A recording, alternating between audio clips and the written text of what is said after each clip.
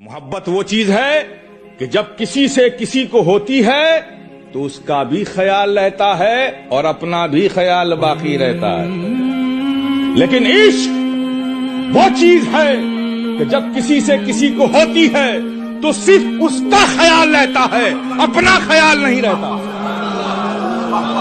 यह है इश्क, यह है इश्क। अब आका इरशाद फरमाते, कहां लिखा है? अब आका इरशाद फरमाते हैं, लन युमिना अहदुकुम हत्ता अकूना हब्बा इलैहि मिन नफ्सिही।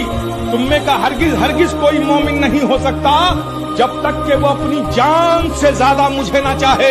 तो बोलो, इंसाफ से बोलो, अरे जान से ज्यादा किसी को चाहने के लिए मोहब्बत चाहिए कि इश्क?